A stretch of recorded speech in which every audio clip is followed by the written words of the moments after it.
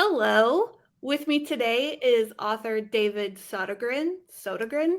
It'll take me a minute to get used to it.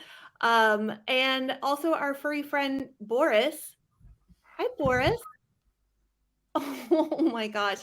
I feel like I have known you and Boris for at least five, if not all 7 years. I think so, yeah, because we seem to start bookstagramming around the same time. Yeah, I think so too. I think that I was following you because of those cute photos that you would always take of Boris, paperbacks and pugs on Instagram. That remains my chief marketing strategy. Yeah, Just no, it's photos of not my bad. books with the dog. It's not bad. It's a great marketing strategy. Um, I read your very first book, The Forgotten Island. That is the first book, correct? That's right, yeah. So that came out five years ago. Uh, yeah, 5 years ago in September. That was my first one, The Forgotten Island. Yeah. Yeah, so that's awesome because I remember following you maybe before the book came out and was just so I still have the review Oh. copy. Yeah, it's awesome. Um and sorry, my dog is like really distracting to me. Um That's fine. Mine's sitting next to me whining now, so this is going to be a very professional interview, I can tell. yeah, I mean, it's called paperbacks and pugs, like is your whole thing. So Aye. the You dog know what to expect. barking it just goes with the whole aesthetic. Um, so tell me, we were just talking in the green room before we hit record. You have 9 books total so far. Yes, that's right. Yeah, yeah. My ninth one I just announced a couple of days ago. It's and by God's hand you shall die, and that is going to be coming out on June 30th. That'll be my ninth book. Wow. Wow. So, and all of these are self published, correct? Every single one. That's right. Yeah, I've never really submitted anywhere. I just really enjoy self-publishing. So, Well, I mean, what are some of like the main details of why you enjoy self publishing so much? for me, it would be I really like the sort of complete creative control over every single aspect. I think in many ways I'm perhaps a bit of a control freak.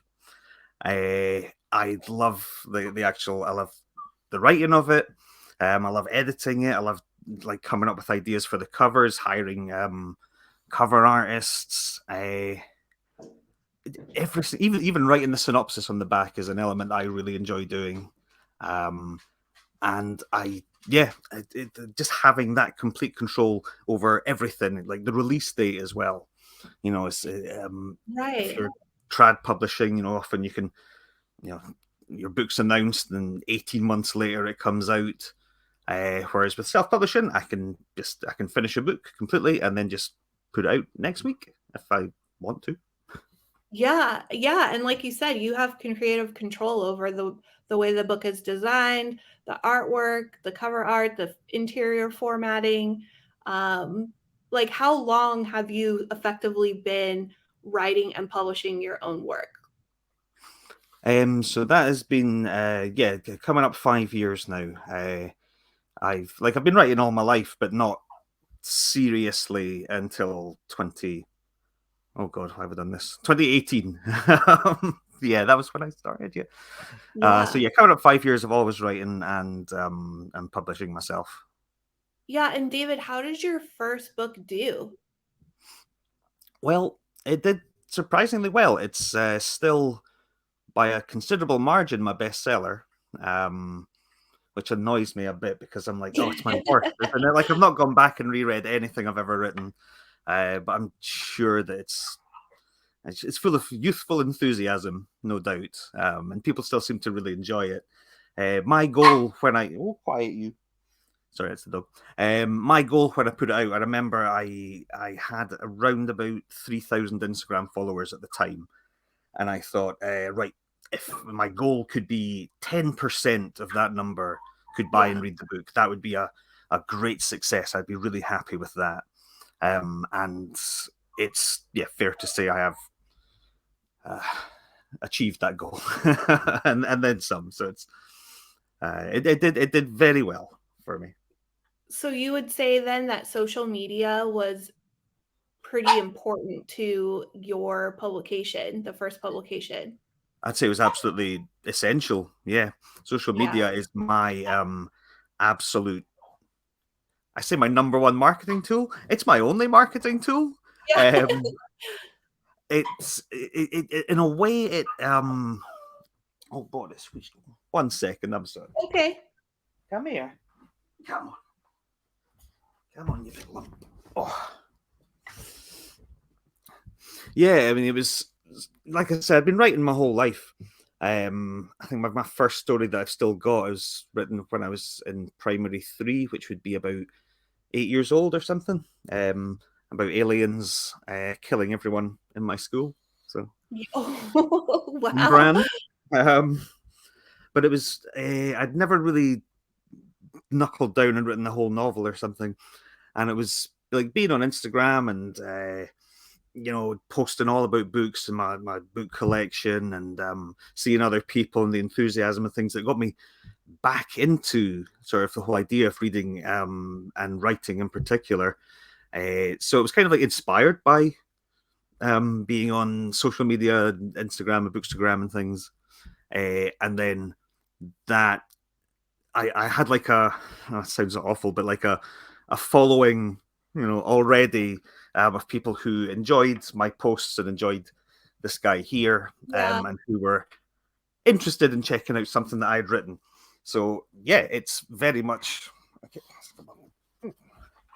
very much, very much thanks to social media that I started writing, and that it was successful enough that I then continued writing. Yeah, I mean, that's how I first heard of your book too, The Forgotten Island, was because I was following you because you have such an extensive library that you would share on Bookstagram, and you also watch a lot of horror movies too. Yeah. So, and you post about it a lot. So I was thinking in my mind, I was like, for somebody who has obviously great taste in both horror movies and horror books, like this person should be able to tell us a really good horror story. I mean, I know that that's not always the case, Yeah. sometimes people's tastes are like not as or the writing isn't as prolific as the taste, but I mean, I was willing to check it out just based upon the fact that you were so, well versed in horror all the way around. And I was not disappointed. I mean, I think I've given almost every book I've read of yours 5 stars. No, They're so thank you. they're so much fun. I mean, The Forgotten Island is set on an island, obviously, with like a bunch of people vacationing and all hell breaks loose. Then Night Shoot the second book? That's right. Yeah, yeah. That was my sort of 80s slasher homage. Yeah. Yeah, I have that one too, and Yeah. a really fun cover. And this one also was, kind of that trope of some young people going to a haunted house to film their own horror movie and then wind up realizing they're not exactly alone in this house. Yes. Classic. Yes, and that was a lot of fun. I think my favorite book though is the one I can see behind you, Dead Girl Blues. Ah, yeah, yeah. You like that? Yeah, I love that book. I mean, it's really graphic and violent, obviously, but it also is one of my favorite stories. Like, it totally reads like a thriller. Oh, thank you. That's very, very kind, because Oh, that book could is you an hold on absolute. 1 second, David? I'm so sorry. I'm so That's not a sorry. problem. Look, you're on TV. You're on telly.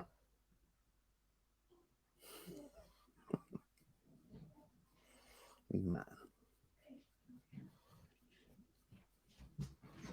you're a good boy. You're a good boy. Okay, I'm sorry. That's Um, all right. yes, so I will hopefully be able to edit all of that out. Um, yeah, so I did want to ask you about maybe some of the biggest challenges that you have run across in producing your own work, like doing all the hats, wearing all the hats? Um, the hardest part for me is it kind of ties into what we've actually been talking about, and it's just being seen. It's sort of standing out in a very crowded marketplace. Yeah, Um, because I'm good at the creative aspects of writing, but when it comes to the more business marketing sort of side, that's where I tend to fall down a little bit. Um, Thankfully, like we've got Boris and things to help with that, but it's just it's how to stand out. It's how to be noticed, and a lot of what I go to hope for is word of mouth, yeah, thanks to social media sites. But it's also to do with, I think, having a cover and a title and things that stand out that aren't totally sort of generic. You see, like sometimes there'll be a cover of a very popular book, and then you'll see other books, start to sort of ape that style, and yeah. starts to blend into one another. So I always try and come up with something slightly different for the covers. The art, using different artists and things like that. Yeah, Uh, I do like the way that your books are all kind of branded the same too, with the paperbacks and pug yeah, yeah. logo there. I do like that. I think that on the bookshelf, these definitely stand out. Yeah, I have found I've got a couple of books that don't have that exact spine, and people have said that they haven't bought those books because they don't look nice with the Oh, other ones on the shelf. no. I'm like, oh, what did I Oh, do? now you're locked into it. That's it. And Well, I think like, oh, do I like redo some of the covers with that spine? I'm not gonna go down that road. That way lies madness. So yeah, right? I mean, you should be able to like, not all books from all, every author that we buy all look the same. I mean, some authors do stick with like the same publisher, so some of the branding stays the same, like Paul Tremblay seems synonymous with William Morrow, Mallerman seems synonymous with Del Rey. So I mean, that makes sense, but also it's like all the books can be different. Do you think that that has been something that's one of your, biggest rewards, though, is that you have a loyal fan base who even cares that the books are looking the same or different? absolutely. I mean that is for me. I guess there's sort of two sort of rewards, the sort of goals and things that I would look for. And one is the personal sort of one, which is sorry, 1 second again. Uh-huh. Dog. Our dogs are being annoying today. Giving the dog a special chew that he only gets on very occasionally, and I'll keep him quiet. Yes, so one of the rewards is just that people are reading and enjoying the books. Anytime someone tags me in a post talking about how much they've enjoyed one, spreading the word and things, uh, it's just amazing. It's just amazing. It's the best feeling. Yeah, And like readers, never be afraid to tag the author in a nice review. Not a bad one. Don't do that. right. But a nice review, we love it. I think so too, because I'm sure like part of self-publishing is that you have to be your own buzz creator and your own, publicity, your publicist. So whenever somebody else is talking about your work, it must be refreshing to just be able to like retweet and reshare when someone else is talking about your work.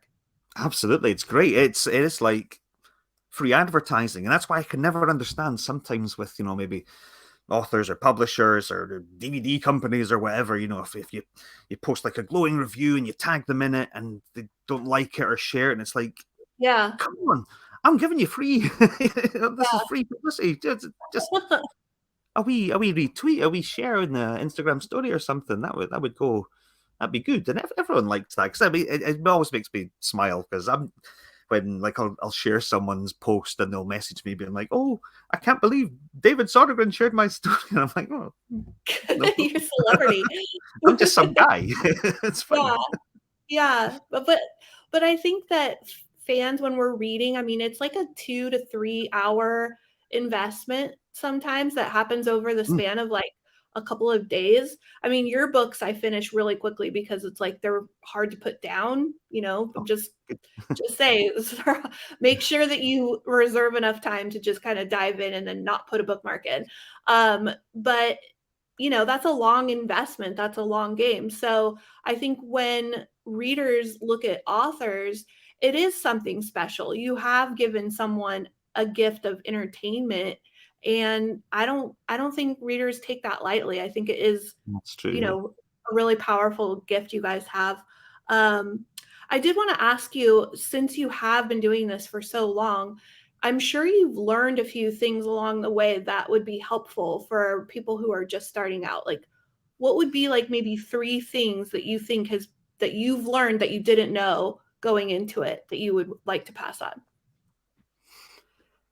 Um, I'd say one thing would be just and it's not even so much to do with the actual like art of and craft of writing. It's more just like as an author, just be professional um Mhm. where you can, don't like if you're looking for reviews, don't I'll tell you what you don't do. Don't post your book underneath like a completely unrelated post saying, "Hey, why not read my book?" Blah blah blah. No one's interested in that. Yeah, Um, don't have your whole social media feed just someone will follow you and you'll have a look and it's just their cover over and over again and things. right. And just do not respond to bad reviews. Oh, thank you for saying that. Thankfully, I've not learned that the hard way because I've never done it. But my God, just Yeah, don't, just stop. That's a terrible that's thing. really good advice. Seriously, like you just don't have to say anything. Yeah, I could boil it down to just don't be a dick. To be honest, that's the best advice. That's great Um, advice. if you do get a bad review, what to do is send it to your mate and say, "Look at this, bloody hell," and then move on. You'll go, "Oh, Yeah, what a loser," and that's it. That's all you need to do. Like, it's I love that. So you do read your reviews? I read reviews that I'm tagged in. I no longer seek them out. Yeah, I stopped around the time of Dead Girl Blues, so I've not gone and actually read my Goodreads. I mean, that to me that would be a piece of advice, but I know that nobody who's putting out their first book is going to listen to that because, of yeah, course, you want to know. And generally, your first 50 reviews or something are all positive because it's friends and family and people that know you and like you and support you. Once it right. goes out into the wider world, and anyone's just reading the book, then you will start to get all those bad ones. And, that's fine. It's absolutely fine. But I generally would rather not hear about them, to be honest. Yeah, do you view like I know people say like their book is sort of like their baby that they're putting out in the world, but I mean, having just written a book, I thought that it would feel like Congratulations, that. by the way. Thank you. I thought it would feel like, oh, this is this thing that I birthed into the world or whatever, and I'm so attached to it. But I do sort of feel a little bit like it's not mine anymore. Like, Yeah. it's I've shared it. It belongs out there now. Do you feel that way too, or are you really tied to your pieces? No, I mean, I write them and I read them, 50, 70 times or something over as I'm writing them over and over again. And then I stop, I put it out in the world, and yeah, I don't really stop and think about them again after that. I am writing a sequel to Forgotten Island too, so I am going to have to go back a Woo! sequel to Forgotten Island. So I'm going to have to go back and read that again, which I'm not looking forward to. But yeah, they're very much once they're out there, Yeah. they're not really. I wrote them, but people can enjoy them or not enjoy them. Yeah. Um, that's yeah, it's Yeah. up to them now. Are you going to read your reviews? Do you think?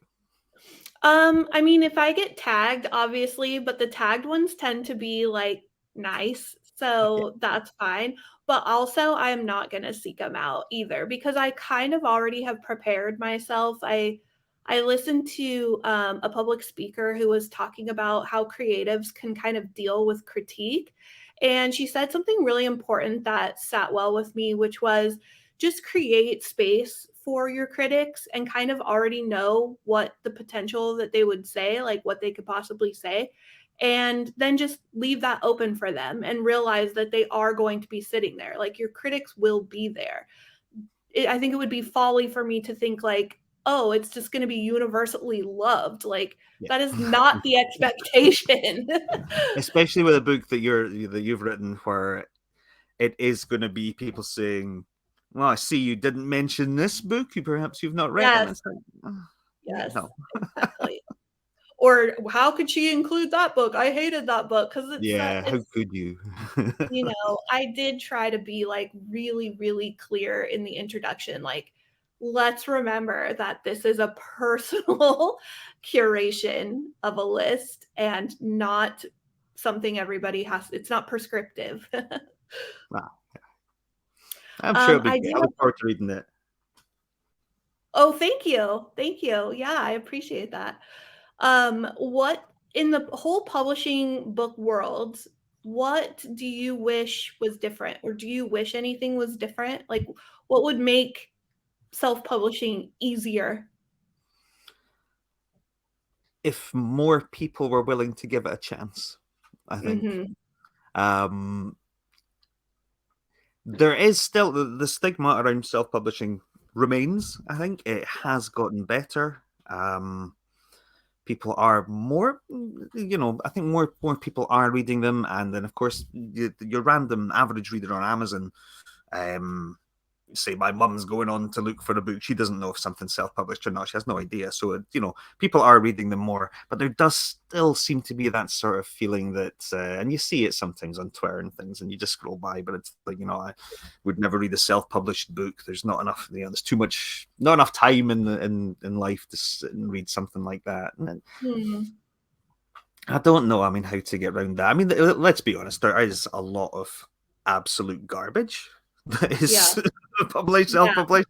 Um, there's a lot of shit that's published traditionally as well, but probably a greater ratio. But there's so much good stuff as well. That's why I really like that you're doing a series on self-publishing, because there's so many great authors out there doing really good work that's the equal of traditionally published authors as well. Yeah, I just wish that people were.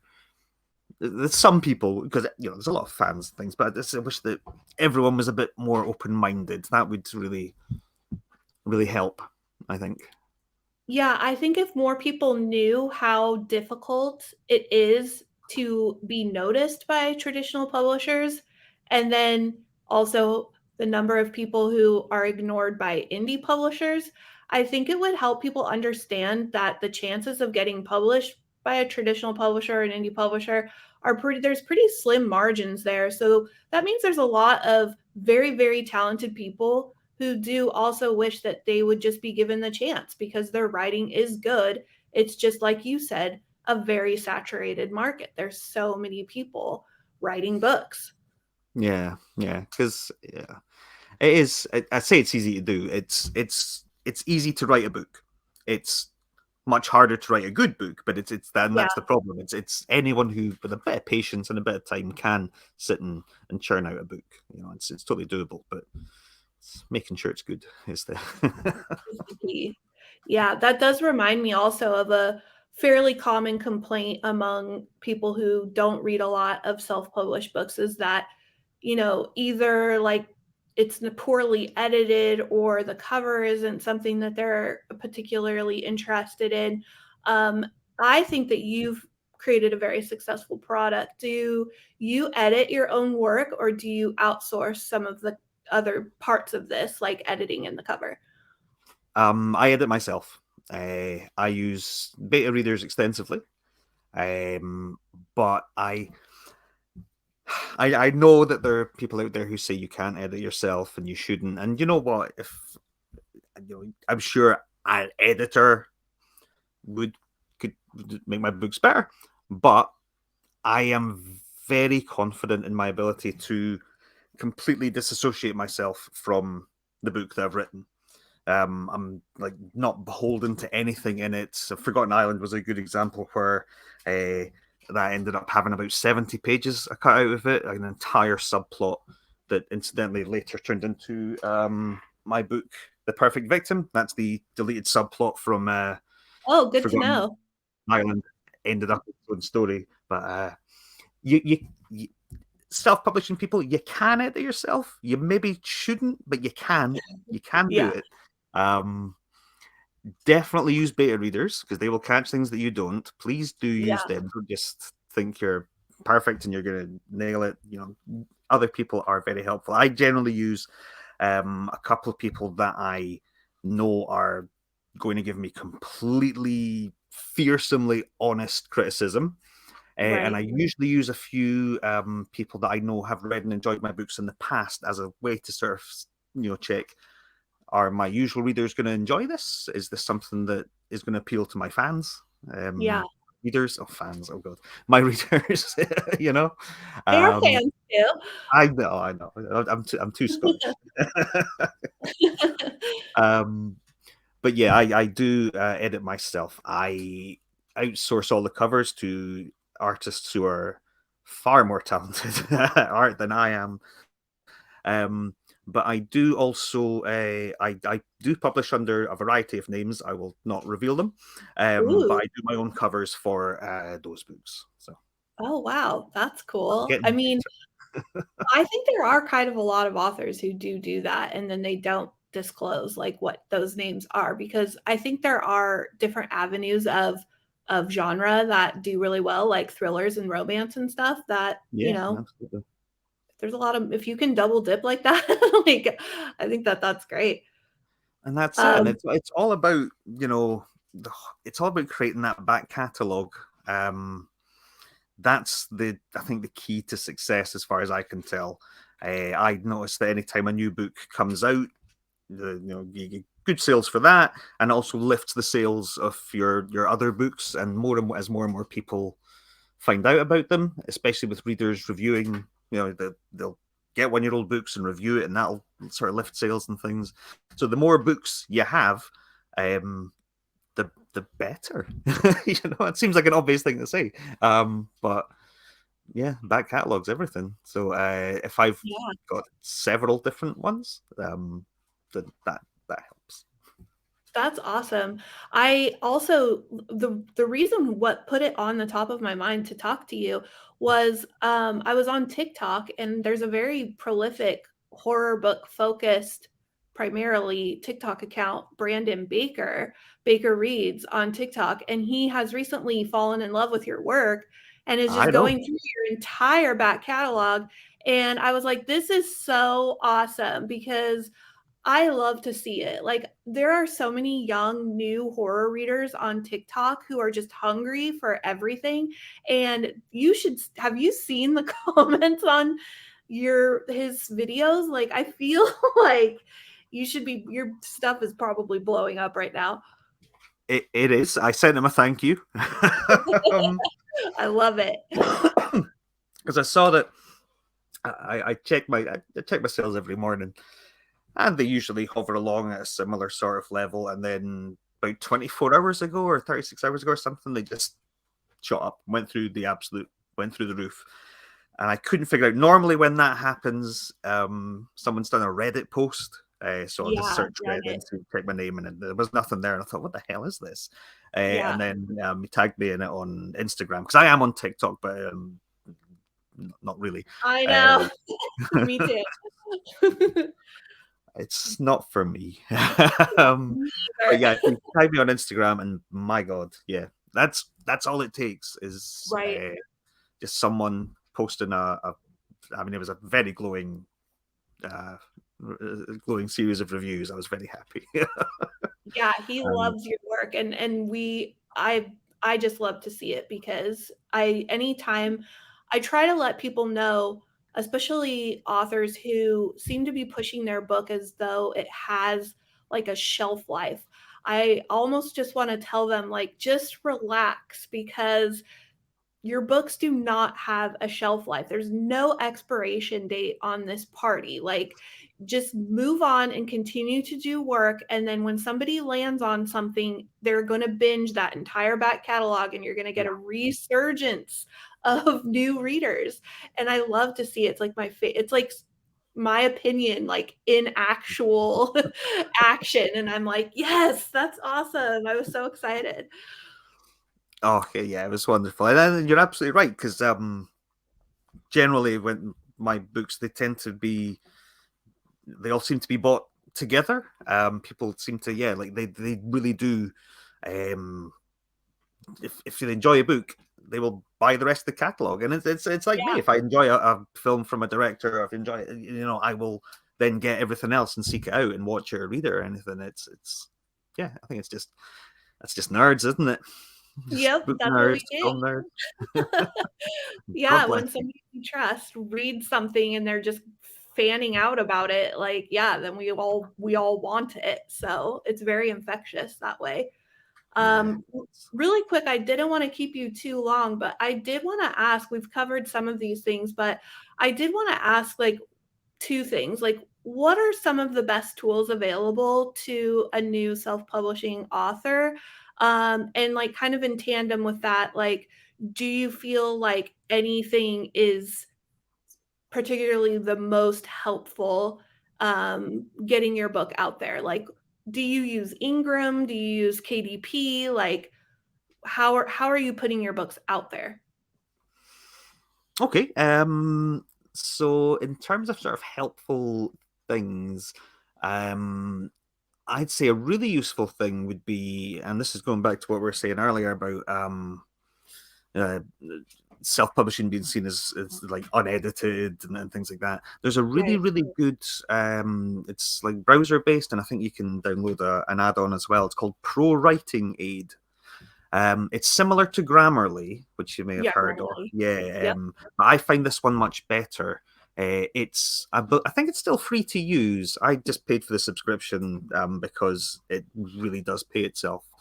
Um, it's just excellent at catching the little mistakes. It's not going to replace an editor or a proper edit by any means, my God. Right. And you do still have to have an understanding of like grammar for it to make Right. sense, because it will suggest changes that technically look correct but actually are completely wrong. So you still have to, you can't just make all their changes and think, oh, it's great, because it'll be Yeah. shite.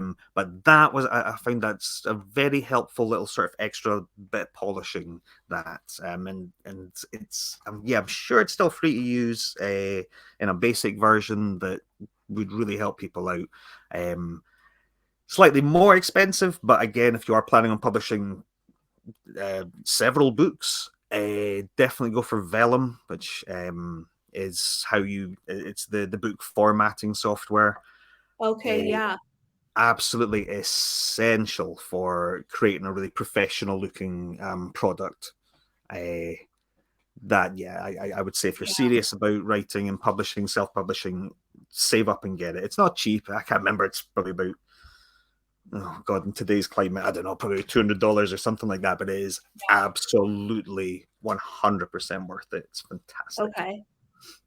Um, in terms of like, yeah, you mentioned KDP. That is something Yeah. I hadn't done for, I think the first book I put on that might have been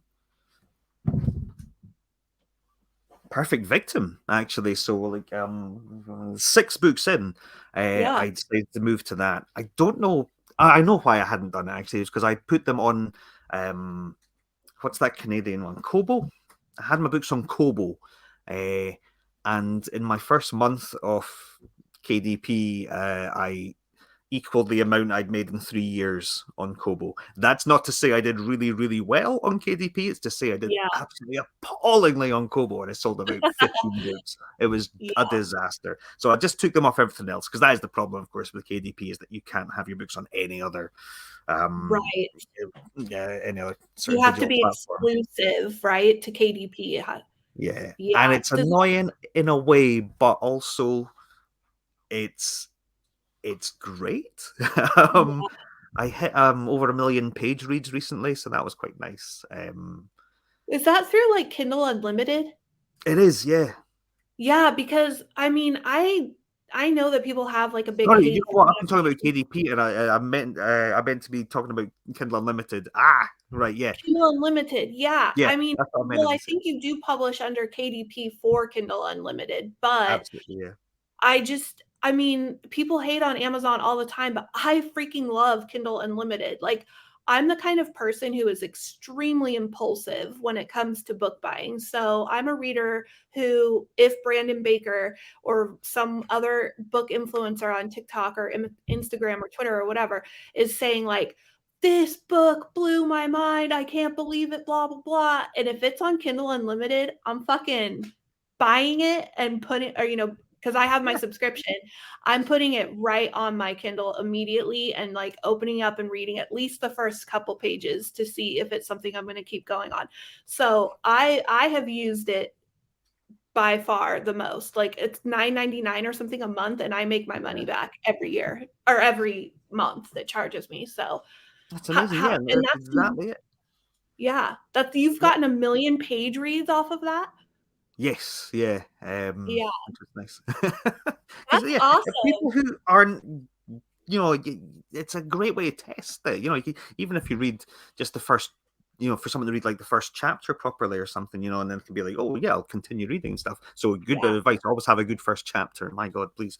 Um, but yeah, it's like I have got so many people, there's so many reads through that I'm guessing I would never have had, people who would never have read my stuff, but they've been like, well, it's free, I'll check it out. Oh yeah, I like it.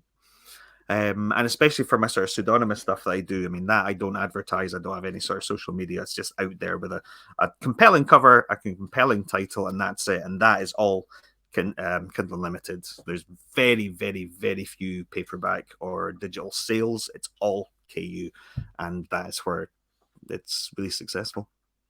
Oh, that's really good to know. I think people are going to really enjoy hearing all of that. I think that's great. Is there anything else you want to put out there for the self-publishing market? I mean, I'm going to talk to some indie publishers and talk to like other different kinds of authors doing different things just to kind of like satisfy my own curiosity, but Mm, also just like I think it's helpful to have this conversation because the market is changing all the time. So, yeah. I mean, just if you're going to self-publish, do your research on things that sound incredibly boring and unimportant, but actually do impact things. So consider what size you want your book to be. I go 5 by 8, which is the smallest size, which is I my like this preferred size. size, but it's nice, eh? But unfortunately, the smaller the size, the more pages it has, and then the more pages your Right. book has, the less profit you make per sale because Amazon take a printing cut. So little silly things like that, and look at read about keywords for when you're putting your book on Amazon, and you've got your 7 keywords that if someone searches for that keyword, it will bring up your book potentially as a Yeah. result, and that is the absolute key. Oh, that's really important. That's that. The keyword is Yeah. key. My God. Yeah, things like that. Do your research. Don't just chuck your book on and expect it to sell. It won't. It absolutely won't. You need to put in a lot of effort. A lot of publishing success is luck, but you also can put yourself in a position where you are more likely to be lucky. If you're, if you're really trying hard, then you're more likely to get lucky and be a success than if you don't really try and you're not doing the research and the work. And it is a lot of work, but it's totally worth it. Wow, that's great. What a great way to end this conversation. Really quickly, where can people find you primarily on social media? Mostly on Twitter under at paperbacks pugs. So and Yes. without the A and the D. Instagram on at paperbacks and pugs. Okay. And I that would be, yeah, that's definitely the best places to find me. Any of my sites, I've got a link tree that takes you to all my different like my letterbox and my blog and stuff. But Twitter is the place you're most likely to, if you want to stop by and say hi. Yeah, I'll put those links in the show notes too for people to find you quickly. But I love when authors have link trees.